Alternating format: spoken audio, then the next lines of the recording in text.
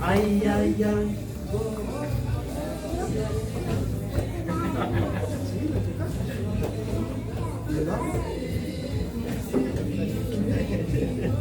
Bueno, Baruch Hashem, bendito sea el nombre del Eterno por este momento que nos ha permitido llegar una vez más a este lugar, en este servicio del altar de Minjá. Baruch Hashem, bendito sea el Eterno. Siempre me gusta reconocer que nosotros nos movemos por la voluntad del Eterno. Nosotros somos y todo lo que tenemos por la voluntad del cielo. Bendito sea el Eterno. Estoy un poco nervioso después de un tiempecito que no había estado aquí. Es como volver a comenzar. Pero bueno, ya tenía un tiempo. Bendito sea el Eterno. Gracias al Eterno, primero, que me ha permitido entonces tener este kabod, este honor.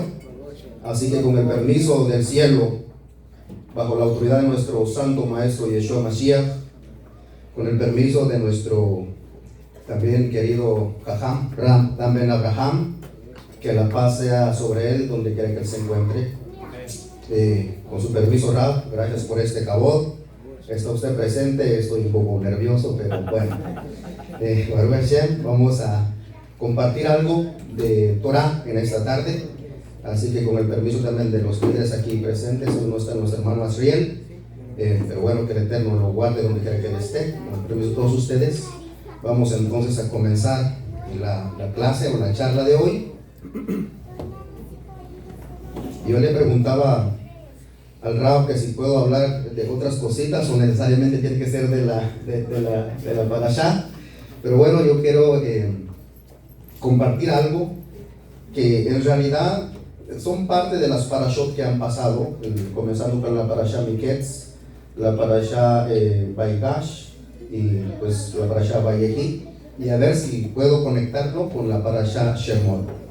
Así que bendito el Eterno. Entonces, hoy, conforme al calendario secular, estamos en el 18 del mes de enero. Y conforme al calendario de nuestro pueblo Israel, estamos en el 18 del mes de Tebet. Casi 19 ya. 19, Baruch Hashem. Ya con la caída del sol. Baruch Hashem. Me gusta mencionar la fecha para que vayamos más o menos conectándonos con el tiempo. Baruch Hashem. Bien. Así que el shiur de hoy, o la clase de hoy, la charla que quiero compartir con ustedes, básicamente se va a basar en dos preguntas. ¿Okay? Y esta pregunta consiste en saber, o al menos si alguno de nosotros sabemos, cuántas veces lloró Joseph desde el reencuentro de sus hermanos hasta el reencuentro con su padre Jacob. ¿Cuántas veces llora Joseph? Y al mismo tiempo, ¿cuáles fueron las razones de esos llantos? Y básicamente esa es la pregunta, y quiero desarrollar esto recuerden que cada vez que hablamos de Torah o escuchamos un shiur, no es solamente conocer la historia de nuestros patriarcas, sino que hay mensajes trascendentales para nuestra vida, para nuestras vidas. Hay musar para nosotros, así que esa es la idea entonces de conocer, por ejemplo en esta ocasión, cuántas veces llora Joseph, pero qué hay detrás de esos llantos, por qué Joseph llora tantas veces y por qué lloró en esas ocasiones. Así que básicamente de esto vamos a compartir. Estoy un poco mal de la garganta, pero ya me siento mucho mejor. Así que comencemos, amados. Pregunta: ¿cuántas veces creen ustedes que la Torah o llora Joseph Atzadik desde el reencuentro de sus hermanos hasta el reencuentro de su padre, con su padre? Según en mi investigación, son 5 ocasiones. 5 ocasiones que Joseph llora. ¿Ok? Y el primero de ellos lo encontramos precisamente en la Parashá Miketz. En la Parashá Miketz, capítulo 42 de Bereshit, versículo 24, ahí está el primer llanto de Joseph Atzadik. Dice el texto de la Torá que cuando sus hermanos llegaron a Egipto y él los vio, dice el texto que él reconoció a sus hermanos, pero ellos no lo conocieron a él.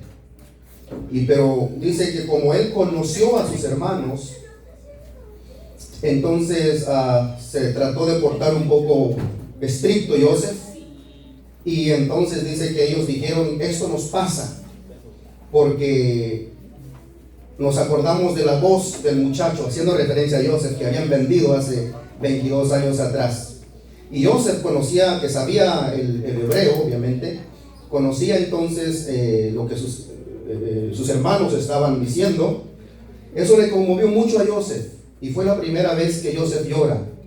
Entonces dice que él, al escuchar y al ver, digamos, la angustia de sus hermanos, no soportó, se conmovió, y entonces él lloró, pero lo hizo a escondido de ellos. Se fue a su recámara, lloró, y después que había llorado, él sale, se lava el rostro y sale como que todo está bien, nada ha pasado.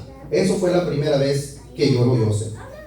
Segundo llanto que menciona la Torá, eso ya es en la Parashá Vaigash. En la Parashá Vaigash es cuando ya Yehudá precisamente se acerca a lo de Joseph y le dice: permíteme acercarme, decirle algo a los oídos. Y ya comienza él a explicar de todo lo que había acontecido. Dice que Joseph, no aguantando esto, entonces mandó a sacar a los egipcios, quedándose él solo con sus hermanos, y lloró en alta voz, a voz en cuello, a tal punto que ese llanto de Joseph en ese momento dice que se escuchó afuera, fue escuchado por los egipcios. Aún dice que la casa de Faraón escuchó el llanto de Joseph Atzadik. Fue la segunda vez cuando él lloró. En ese momento se dio a conocer, se reveló diciendo: Ani Yosef. Es la segunda vez que menciona la Torá que Joseph Atzadik llora. La tercera vez está en la Parashá Vaigash también. Lo encontramos en Bereshit 45:13. Dice el texto de la Torá que cuando ya había llorado y se había dado a conocer, la pregunta que hace Joseph es: ¿aún vive mi padre? Y ellos, no pudiendo contestar, se quedaron callados. Entonces Joseph le dice: tranquilos, no pasa nada, todo lo que está aconteciendo es parte del santo bendito es, no se preocupen, y los consoló. Y después dice la Torá que vio a Benjamín. Escuchen, esto es muy interesante. Vio a Benjamín. Cuando vio a Benjamín, su hermanito menor, su hermano de padre y madre, dice que lo vio y fue, y dice el texto de la Torá, usted lo puede corroborar después, dice que fue y lo abrazó y lloró en su cuello de Benjamín, y Benjamín también lloró en el cuello de Joseph. Así dice el texto. Y ambos lloraron. Joseph llora con Benjamín en el cuello de Benjamín, y Benjamín llora en el cuello de Joseph. Lloran ellos dos juntos. Es la tercera vez. La cuarta ocasión que menciona la Torá tiene que ver cuando ya Joseph pasó el tiempo y les dice, miren, quiero que vayan a la casa de nuestro padre. Les manda las carretas de alimento y les dice, quiero que vayan y díganle que yo estoy con vida. Y hagan traer a mi padre a este lugar. Gracias. Hagan traer a mi padre a este lugar. Y dice el texto que él los despachó, les dio alimento, los besó, dice el texto de la Torá. Joseph besó a sus hermanos y luego dice que lloró sobre ellos. La cuarta vez que vuelve a llorar Joseph sobre sus hermanos. Los besó y lloró sobre ellos. Pero la Torá no menciona que sus hermanos lloraron con Joseph. Es algo que me gustaría que tengamos esto en cuenta, porque esto va a ser parte de la explicación también. Entonces dice el texto que lloró sobre ellos la cuarta vez. La quinta vez, ¿cuándo fue? La quinta vez fue precisamente con el reencuentro de su padre. Cuando Jacob viene de Eres Canaán y desciende a Egipto, Joseph mira que su padre viene, se baja de su carro y va a correr, o desciende corriendo y va a abrazar. Dice el texto que se fue y se echó en los brazos de su padre Jacob. Y dice ahí el texto de la Torá que lloró sobre el cuello de Jacob, algo muy similar a lo de Benjamín. Lloró sobre el cuello de Jacob. Y hay una palabra ahí en hebreo que es od, es la Ain Dalet. Y esa expresión, los sabios, Rashi explica ahí también que esa expresión es un llanto inconsolable. Él lloró, se desahogó largamente. Traduce el texto, la versión castellana, dice que lloró largamente, lloró od. Él se desahogó. Imagínense, después de no haber visto a su padre por 20 años, 22 años, finalmente lo mira. Joseph corre, se echa a sus brazos y llora largamente. Pero también aquí sucede algo que los sabios miran. Es que Jacob Avino no lloró. Jacob no llora. En su lugar, ¿qué estaba haciendo Jacob? En su lugar dice que Jacob estaba haciendo el Shema Israel. Y al final de la clase, de la charla, quiero concluir con esta pregunta. ¿Qué quiere decir la tradición de nuestro pueblo cuando dice que Jacob no lloró? De hecho, la Torá no menciona que lloró Jacob. De ahí los sabios deducen que Jacob no lloró. De otra manera lo hubiera dicho, como siempre ha venido explicando durante todos los llantos de Joseph. Pero Jacob no dice, de Jacob no se dice que lloró. Entonces, ¿por qué Jacob no llora y en su lugar hace el Shema?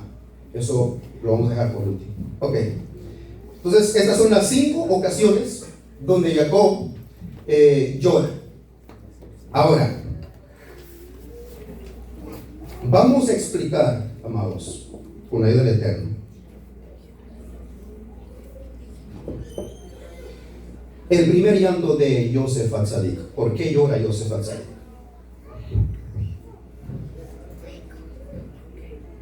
Preguntémonos, ¿no? Es una pregunta pensativa. ¿Por qué creen ustedes que Joseph llora la primera vez? ¿Cuál fue la razón de ese llanto? Nuestros sabios explican. Hay un rabino llamado Hillel que tiene un comentario que se llama La Escalera de Luz. Él trae un comentario espectacular ahí. Encontré una respuesta que me conmovió. Y él explica en su comentario que cómo se explica qué tipo de llanto fue el primer llanto de Joseph Atzadik. Él lo explica de esta manera.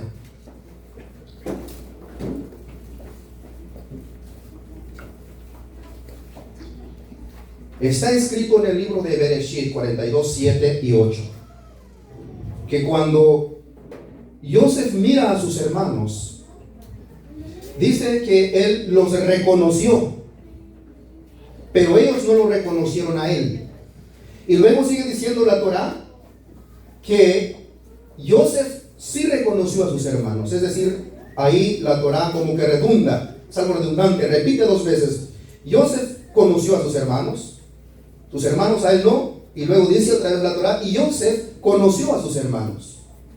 ¿Qué significa esta expresión doble? Joseph conoció a sus hermanos, Joseph conoció a sus hermanos. Entonces, enseña este Rab, comparte este Rab, que cuando dice la palabra y Joseph conoció a sus hermanos, está aludiendo en primer lugar que él conoció físicamente a sus hermanos.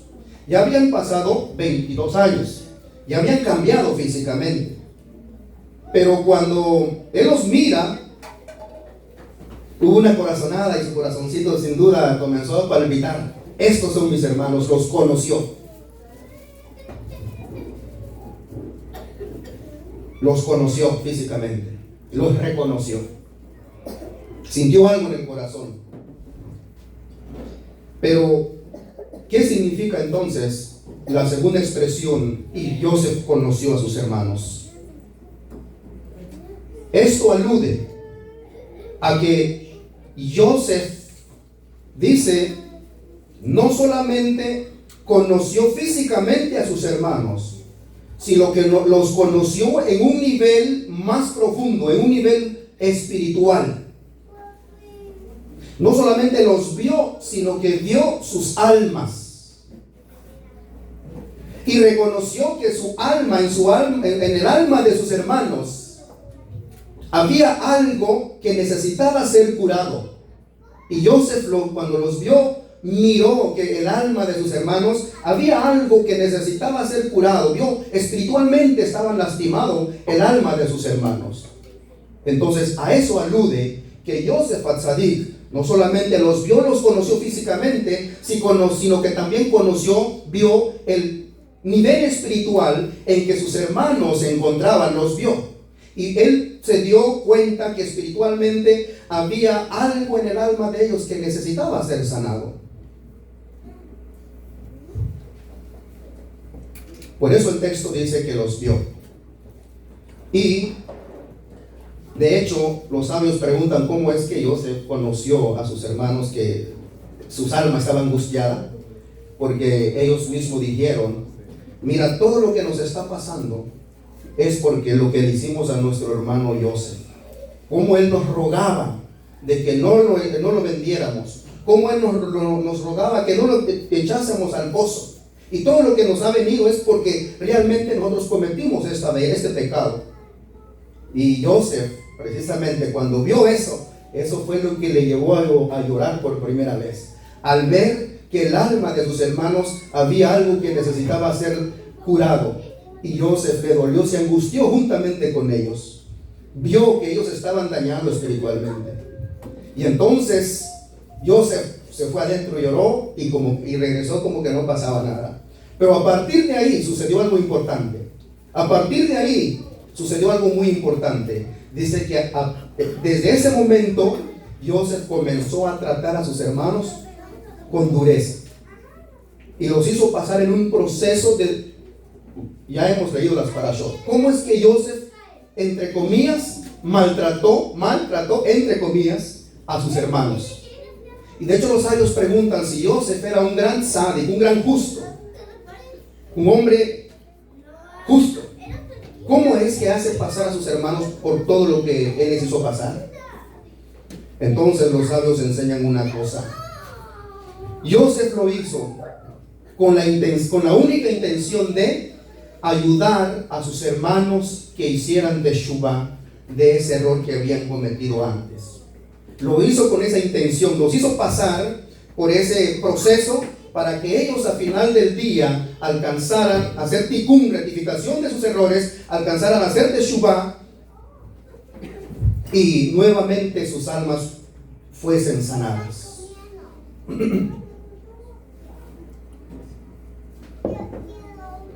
Entonces, enseñan nuestros sabios dos cosas aquí que miramos de un sádico. ¿Qué es lo que vemos nosotros de un justo?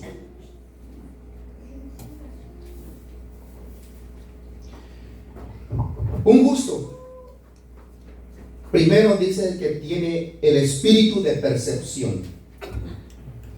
Cuando una persona necesita ser ayudado, sanado de algo en su neshama, un tzadik observa, un tzadik conoce qué es o el estado espiritual de la persona. Tiene ese sentido de percepción. Segunda cosa que aprendemos nosotros en lo que estamos hablando de Yosef, que un tzadik o un justo, cuando alcanza a entender o comprende o entiende el estado espiritual de la persona, nunca lo hace para juzgar para mal, lo alejo, sino lo hace con la intención de ayudarlo, lo hace con la intención a que se conecte con su creador, a que vuelva a su estado espiritual, a que se eleve espiritualmente. Y mire que Yosef, cuando vio a sus hermanos que estaban angustiados, a él también le dolió y lloró también juntamente con sus hermanos. Se puso en el lugar de ellos, fue a llorar con ellos. Pero cuando él entendió esa necesidad de que ellos necesitaban ser sanados, los metió en un proceso y los ayudó a que hicieran tikkun. De ahí que un tzadik, el trabajo de un tzadik es siempre ayudar a favor, como dice el texto, el justo a favor de los injustos, para conectarnos con nuestro creador. Por eso es que Yosef precisamente actuó de esa manera. Yosef trató de conectar nuevamente o llevar el alma de sus hermanos con su creador. Así que básicamente, cuando ya logró su objetivo Yosef de curar o ayudar a que sus hermanos hicieran teshuvá, sucede que ya en la parasha Vaigash, Yehudá entonces se acerca a Yosef y le dice: mira, en realidad mi padre Jacob no quería dejar venir a mi hermanito Benjamín, pero yo quedé como acreedor. Si algo le pasa, entonces yo soy el responsable. Y dice, bueno, hay un midrash también que dice que Yehudá, antes de salir, de traer a Benjamín o salir de la casa de su padre, dice que le dijo: papá, esto por mi cuenta corre. Si Benjamín no regresa, tú puedes, que dice lo leído, matar a mis dos hijos. Y dice el midrash que Jacob le respondió: qué tonto este hombre. Él piensa que también no son mis hijos. Es lo que dice el midrash. Pero lo que quiere decir el midrash es que entonces Yehudá se hizo responsable, y que si algo le pasaba a Benjamín, él era el responsable. Y entonces eso es básicamente que cuando cuando se acerca y le explica esto a los oídos de Yosef rompe en llanto. ¿Por qué lloró entonces la segunda vez Yosef? Porque miró que sus hermanos ya habían hecho teshuvá. Y eso es lo que de hecho un comentario de es el rabino Eli Huk, creo que es el comentario de la voz de la Torá, trae ahí un comentario bien bonito. Dice que el segundo llanto de Yosef, al ver que sus hermanos ya habían hecho teshuvá, lloró de alegría. Lloró, se alegró y dijo: Baruch Hashem, mis hermanos ya rectificaron, ya hicieron teshuvá. Y por eso ya no aguantó más Yosef y rompió en llanto y dijo: yo soy Yosef. Hasta que sus hermanos hicieron teshuvá, lloró de alegría y dijo: Ani Yosef. Entonces eso fue la razón del segundo llanto de Yosef. Lo importante aquí, amados, es el concepto de la teshuvá, que de hecho es uno de las 6 cosas que fueron creadas antes de la fundación del mundo.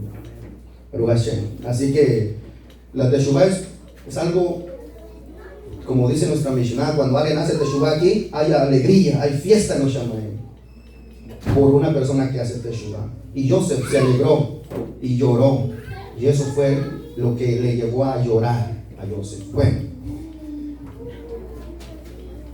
el tercer llanto, ¿cuál era? ¿Qué dijimos que era el tercer llanto? Benjamín.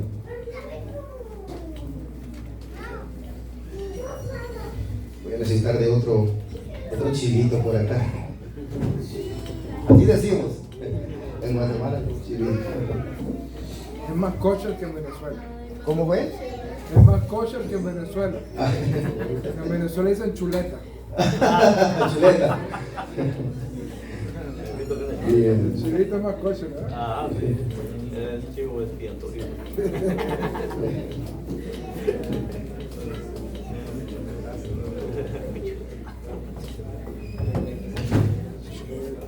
Sí. ¿Por qué llora Yosef en el cuello de Benjamín y Benjamín llora en el cuello de Yosef? Miren, este llanto, ya Yosef ya había llorado, ya se había desahogado con sus hermanos. Pero porque va a llorar con Benjamín, en el cuello de Benjamín, y la Torah dice que también Benjamín lloró en el cuello de Yosef. Este llanto, enseña Rashi, el comentario de Rashi, dice que este llanto no fue un llanto emocional, sino fue un llanto profético. Un llanto profético. ¿De dónde deduce, o por qué explica Rashi que el tercer llanto, el llanto de Yosef con Benjamín, fue un llanto profético? Primero, porque el texto de la Torá dice que Yosef lloró en el cuello, pero la palabra cuello está escrito en plural. Está escrito lloró en el cuellos de Benjamín. Habla en plural. Y cuando dice que Yosef y Benjamín llora en el cuello de Yosef, ahí sí está escrito cuello en singular. Entonces de aquí enseña Rashi que el cuello a qué representa, en base al texto de Shir HaShirim, explica Rashi, Shir HaShirim, Cantar de los Cantares 4:4, donde dice, porque el cuello es como la torre de David. Rashi explica que el cuello representa al Bet HaMikdash o al Mishkan. ¿Por qué explica Rashi eso? Porque ¿para qué sirve el cuello? El cuello es lo que sirve para conectar lo superior con lo inferior. Para eso está el cuello. Para conectar lo de arriba con lo de abajo. Y Rashi dice que el templo era esa conexión que conectaba con los cielos y en la tierra. El cuello era el templo, el Bet HaMikdash. Y entonces dice Rashi, explica que cuando dice los cuellos, Yosef miró que en el territorio de Benjamín iban a ser construidos el primero y el segundo Bet HaMikdash. De hecho, en la bendición de lo que estábamos escuchando la semana pasada, en la bendición que Jacob le da a su hijo Benjamín, dice: Benjamín, eres un lobo que devora su presa en la mañana y en la tarde. Y ahí se explica qué significa que Benjamín es como un lobo que devora su presa en la mañana y en la tarde. Los sabios explican que es una profecía o es una bendición que alude que en el territorio de Benjamín iba a ser parte del templo, no todo el templo, parte del templo iba a estar construido el Bet HaMikdash. ¿Y cuál era la parte del templo que estaba construido en el territorio de Benjamín? El atrio, donde estaba el Mizbeach, el altar del sacrificio. Y cuando dice que Benjamín es como el lobo que come su presa por la mañana y la tarde, se alude a que en el altar del sacrificio, donde estaba construido el Bet HaMikdash, donde estaba construido el altar del sacrificio, alude entonces que por la mañana se iban a ofrecer los sacrificios y por la tarde también se iban a ofrecer los sacrificios. ¿Dónde estaba el altar de sacrificio? En el territorio de Benjamín. Entonces dice que Yosef vio que en el territorio de Benjamín iban a ser construidos los dos templos, tanto el primero como el segundo. Pero también dice que vio la destrucción de ambos. Y entonces Yosef, con ese espíritu de profecía que tenía, vio que los templos iban a ser construidos sobre entonces el territorio de Benjamín, pero al mismo tiempo miró la destrucción. Yosef se lamentó y lloró por la destrucción de ambos templos. Por eso lloró Yosef, un llanto profético. ¿Y por qué entonces? ¿Y cómo se explica entonces que Yosef o que Benjamín llora en el cuello de Yosef? Los sabios explican que cuando el pueblo de Israel conquistó la tierra, ¿dónde se erigió el Mishkan? En Shiloh. ¿Y en qué territorio estaba Shiloh? En el territorio de Yosef. Entonces dice que Benjamín también miró que en el territorio de Yosef se iba a establecer el Mishkan, pero que también iba a ser destruido. Y por eso Benjamín también lloró sobre el cuello, es decir, sobre el Mishkan, que iba a ser erigido en Shiloh, pero que también iba a ser destruido. Benjamín también lloró. Entonces, Joseph llora por los templos que iban a ser destruidos, esos dos templos que iban a estar construidos en el territorio de Benjamín, que eventualmente iban a ser destruidos. Y Benjamín llora sobre el Mishkan, que iba a ser establecido en Shiloh, en el territorio de Joseph. Pero aquí hay un musar, una enseñanza para nosotros. Preguntan nuestros sabios: ¿por qué Benjamín llora por Joseph? ¿Y por qué Joseph llora por Benjamín? ¿Por qué no llorar por lo mío? ¿Por qué yo tengo que llorar por algo tuyo? ¿Por qué no llorar por lo mío? Entonces, ¿se entiende la pregunta? ¿Por qué Joseph no lloró por el Mishkan que iba a ser destruido? Y Benjamín hubiese llorado por los dos templos. Pero ¿por qué aquí uno llora por el otro y el otro llora por el otro? Los sabios enseñan algo importante aquí. Dice que cuando uno mira a su prójimo y lo aleno, le pasa algo negativo, algo se destruye de tu prójimo, dice que yo puedo llorar, entre comillas, los sabios dicen rezar por mi prójimo. Por él yo tengo que llorar por lo que le pasa a mi prójimo. ¿Le pasa algo negativo, lo aleno? No, lo aleno, no puedo yo alegrarme por lo que le puede pasar a mi prójimo. No. Si algo le pasa a mi prójimo, yo tengo que llorar por eso. Tengo que ponerme en sus zapatos, rezar por mi hermano, llorar por él. Como Joseph lloró por Benjamín, y Benjamín también lloró por Joseph. Pero cuando nos pasa algo, algo negativo a nosotros, los sabios dicen que nosotros no debemos de llorar por nosotros, sino es momento nosotros de actuar, porque tengo libre elección. Yo tengo la libre elección de reconstruir aquello que está destruido. Alguien puede llorar, rezar por mí, pero está en mí el tomar acción y reconstruir lo que está destruido. Eso depende de mí. Bueno, Baruch Hashem,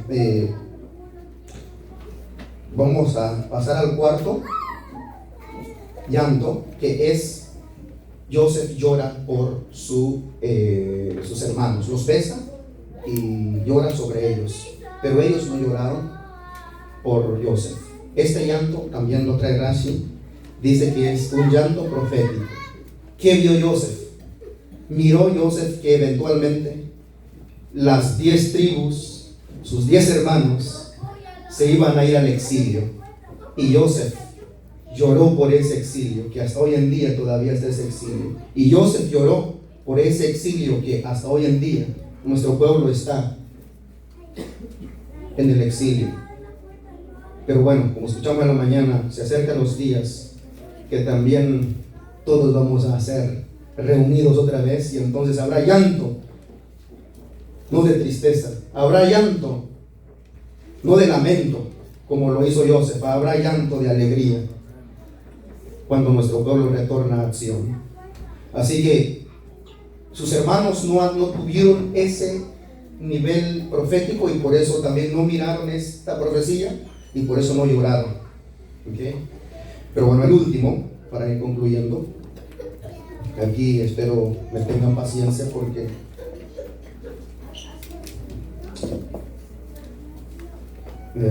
algunas cositas que quiero remarcar.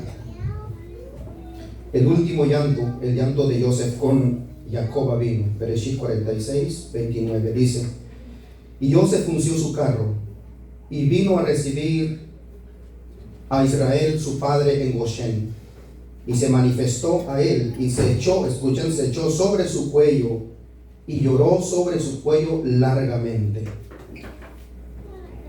Pero de Jacob no se dice que lloró. Primera pregunta, ¿por qué no llora Jacob, amigo? Imagínense, yo creo que si después de 22 años de no ver a un hijo, tu hijo estaba perdido, y luego lo ves por primera vez, ¿qué es lo que causa en una persona? Alegría, lloras de alegría. Pues Joseph Atzadik sí lo experimentó. 22 años de no ver a su padre, cuando lo vio, corrió, lo abrazó y lloró en su cuello. Era muy lógico que él llorara, pero dice que Jacob no lloró, sino que estaba haciendo el Shema. ¿Por qué no llora Jacob? Y aquí viene la respuesta. Para dar la respuesta voy a contextualizar algunas cosas. Okay. Para dar respuesta a esto de por qué Jacob no llora, hay un texto en la Torá, amados. Bereshit 42:1. Ahí está. Dice el texto que cuando la hambruna llegó a Eretz Canaán, y cuando llegó a Eretz Canaán, el alimento se estaba terminando. Entonces dice el texto, y vio Jacob que en Egipto había alimento. Vio Jacob que en Egipto había alimento. Y sigue diciendo, y dijo a sus hijos, ¿por qué estáis mirando? Dijo, he aquí, he oído que hay víveres en Egipto. Preguntan los sabios, ¿por qué la Torá utiliza dos expresiones diferentes? Uno es, y vio Jacob que había alimento en Misraim. Y luego vuelve a decir, y oyó Jacob que había alimento en Misraim. Y ya dijimos que cuando hay algo redundante, hay algún mensaje ahí en ese texto. Y los sabios en base a esto nos enseñan que Jacob vio proféticamente. De hecho lo trae Rashi. Pero fue una visión muy poquita, muy baja esa visión. Y dice que cuando dice y vio, se refiere que Jacob tuvo una visión profética muy baja. Rashi dice que una visión muy vaga, muy limitada, dado que desde que Jacob perdió a su hijo Joseph, estaba triste espiritualmente, ya hemos escuchado ese concepto, no tenía el espíritu profético como lo solía tener antes de la desaparición de su hijo. Sin embargo, dice que él vio vagamente que en Egipto había una luz de esperanza. A Jacob se le mostró que en Egipto, en Israel, había una luz de esperanza. Y Rashi dice que a él se le enseñó que posiblemente Joseph estaba vivo en Israel, porque él se preguntó y dijo, si es que en Israel hay alimento, yo creo que posiblemente ahí puede estar mi hijo. Él tenía una percepción muy vaga. ¿Y de dónde deduce esto Rashi? Porque la palabra para alimento, ahí es la palabra sheber. Y hace un rato yo le di algo a Adán, no sé si está por ahí. Sí, lo siento. Y me gustó esto. Y pues no soy tanto de diapositiva como nuestro rap, pero vamos a seguir su ejemplo. Dice el texto que Jacob vio que había alimento en Misraim. Y la palabra alimento allí es la palabra sheber. Se escribe con Shin Bet Resh. De hecho, para alimento hay otras expresiones, ¿verdad? Hay varias expresiones para referirse a alimento. Sí. Pero sin embargo aquí la Torah usa la palabra sheber. ¿Por qué la Torah utiliza la palabra sheber? Porque dicen nuestros maestros de Torah que la palabra sheber es el acróstico precisamente de la expresión Sham ben Rachel. Sham ben Rachel. ¿Y qué significa esto? Significa que allá está el hijo de Rachel. Y entonces dice que Jacob vio vagamente que posiblemente allá estaba el hijo de Rachel. Por eso la Torah dice, utiliza la palabra sheber. Bien, entonces, ¿por qué esto es importante? porque dice que tenía esa noción, pero no lo creía, no lo aceptaba. ¿Hasta cuándo lo aceptó? Hasta cuando ya mira las carrozas que le manda Joseph. El espíritu entonces de Jacob vive, revive, y ¿qué dice él? Ahora sí ya estoy seguro que allá está mi hijo Joseph vive. Ahora iré yo a verlo, voy a ir a verlo con mis ojos. Hasta entonces él ya aceptó completamente aquello que se le había enseñado muy vagamente. Y entonces, seguido, y aquí viene lo importante, dice que toma a su familia, se prepara para descender a Misraim. Pero miren, esto es, yo creo, el pensamiento, la reflexión de hoy. Antes de descender a Egipto, Jacob vino hace algo muy importante que todos nosotros debemos hacer si en algún momento dado nos encontramos o nos toca descender a un exilio espiritual. La clave está aquí. Jacob vino antes de descender a Egipto, hace algo. ¿Qué es lo que hace Jacob vino? Dice que se dirige a un lugar llamado Beersheba. Antes de descender a Egipto, Jacob va primero a Beersheba. ¿A qué va Jacob vino a Beersheba? ¿Qué va a hacer allá? ¿Qué había en Beersheba? ¿Por qué tuvo que ir allá antes de descender a Egipto? Dos acontecimientos importantes que traen nuestros sabios. Uno, cuando hubo la hambruna con su padre Isaac quería descender a Egipto, pero Hashem se le apareció a Isaac Avinu, es decir, al padre de Jacob. ¿En qué lugar? En Beersheba. ¿Y qué le dijo? No desciendas, Isaac, no vayas a Egipto, mantente aquí en la tierra de Canaán. Yo estaré contigo y a ti y a tu descendencia te voy a dar esta tierra. No vayas, no salgas.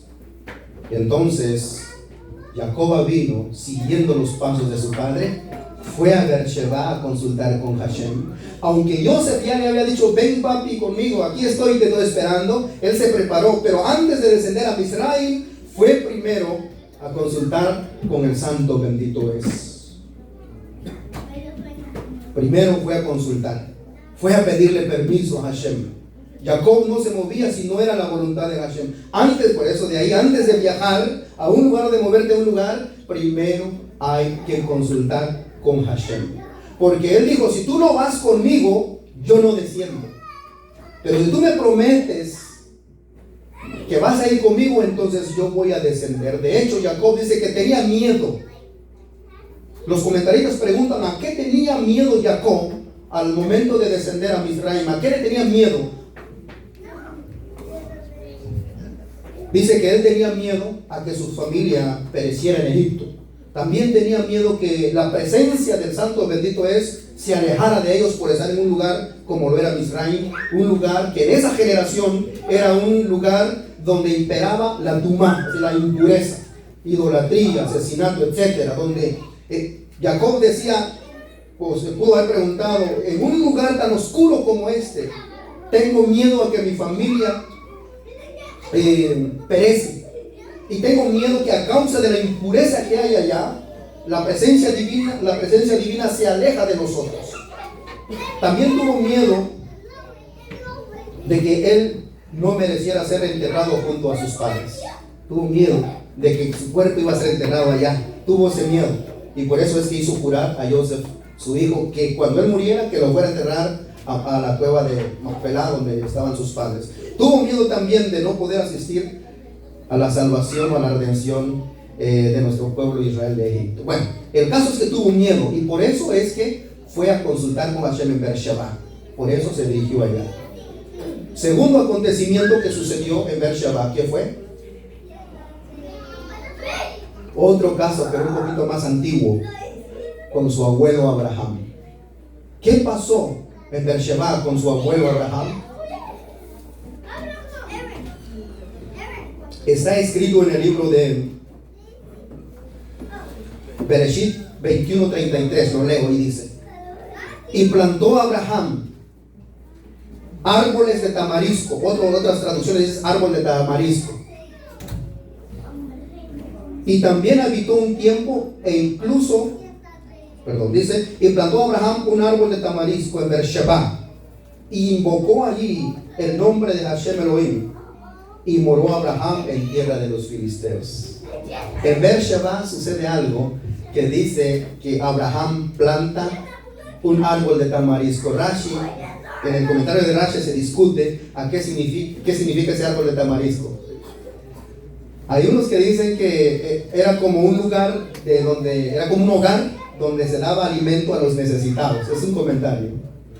Pero el otro comentario es que Abraham plantó árboles de cedro en ese lugar. Y dice que cuando Jacob, antes de descender a Egipto, Hashem le autoriza que hay que descender. Entonces en Beersheba va a traer árboles de cedro y los lleva entonces a Egipto. ¿Por qué? Porque Jacob miró que cuando el pueblo de Israel iba a salir de Misraim, entonces el Eterno les iba a dar el mandamiento de construir un Mishkan. Y dado que en el desierto no había árboles de tamarisco, árboles de cedro, entonces Jacob se adelantó, se preparó que para que cuando llegara ese momento de la redención y de la construcción del Mishkan, tuvieran madera de acacia para construir el Mishkan. En otras palabras, Jacob fue a consultar a Hashem, a pedirle permiso, obtuvo el permiso de Akadosh Baruj Hu, ya con ese permiso se pone en acción desde ese momento para preparar la redención. Desde ese momento ya Jacob se estaba preparando para que su descendencia, cuando iban a salir de Egipto, tuvieran madera para construir el Mishkan. Jacob ya sabía lo que iba a suceder. Y es por eso, amados, que aquí está la enseñanza. Ahora sí, si me hace el favor de poner la otra, por favor. Y con esto voy a ir terminando, amados. Miren, dice, enseñan nuestros sabios que de la palabra golá, que significa exilio, a geulá, que significa redención, en hebreo solo hay una letra que lo diferencia. ¿Cuál es esa letra? La Aleph. Si quitamos la Aleph, dice golá, que es exilio. Pero si le ponemos la Aleph, es geulá, que significa redención. Entonces dicen nuestros sabios aquí, ¿a qué representa la Aleph? Como está escrito, no leas Aleph, sino lea Alufo Shel Olam, es decir, soberano del universo, el rey del universo. La Aleph sabemos que representa al santo bendito es. Entonces, antes de que Jacob descendiera al exilio a Misraim, fue a traer a la Aleph con él. Hashem iba con él. Cuando Hashem ya está con él ya estaba anticipando entonces la redención. Cada vez que nosotros, enseñan otros sabios, nos encontramos en un exilio espiritual, en un momento dado de nuestra vida, a veces nos encontramos, ¿a quién tenemos que acudir? Tenemos que traer a la Aleph en nuestro exilio. Y así como la Aleph le dijo a Jacob vino, no te preocupes, desciende, yo descenderé contigo, estaré contigo y yo te voy a hacer subir, no te preocupes. De la misma manera, nosotros cuando, esperemos que no, pero si hay un momento que nos encontramos en un exilio, ya sea problemas, no sé, económico, lo aleino, espiritual, lo aleino, debemos de aprender como Jacob vino y a traer la Aleph, a pedir a Hashem en nuestras vidas, porque cuando Hashem está con nosotros y está con nosotros en nuestro exilio, entonces Él tarde o temprano nos va a sacar de ese exilio y nos va a llevar, nos va a redimir, nos va a llevar a la redención. De hecho, amados, hay un concepto en hebreo que se llama Yerida Tachlit Aliyah. Yerida Tachlit Aliyah. ¿Qué significa esto? Todo lo que desciende es en aras del ascenso. Cualquier ascenso es en aras de todo lo que desciende, o todo lo que es todo descenso es en aras de un ascenso. Cuando Hashem muchas veces nos hace pasar en algunos momentos que tal vez no nos gustan, porque Hashem tiene un propósito con nosotros. Quiere que nos elevemos espiritualmente. En este Shabbat leímos la parashá Shemot, donde comienza ya la mano fuerte de Faraón. Y llegó el momento que para ese momento el pueblo de Israel era un decreto, algo muy fuerte, pero ellos todavía no podían sentir, pero ya había comenzado la redención. Ya estaba comenzando la redención. En los momentos más difíciles es cuando el Eterno entonces redime a su pueblo Israel. Así que, amados, quiera el Eterno que su presencia siempre esté con nosotros donde quiera que nos encontremos. En cualquier situación que estemos, vayamos a Beersheba, metafóricamente hablando. Vamos a traer la Aleph con nosotros. Y donde nos vamos, en cualquier momento, en cualquier situación que nos encontremos, la Aleph nos va a sacar de donde nosotros estemos. Que esto sea así, amados, que el nivel espiritual de esta comunidad sea elevada, que nosotros alcancemos ver esa final redención, que como dijo Rabbi Shaul, un poquito, y el que ha de venir vendrá. Estamos en el tiempo de los talones del Mashiach, y yo creo que todos queremos experimentar esta final redención, y que esto sea así, que tengamos el mérito de experimentar esta redención mayor que la primera. Que esto sea así por los méritos de nuestro santo maestro Yeshua Mashiach. Shalom, shalom.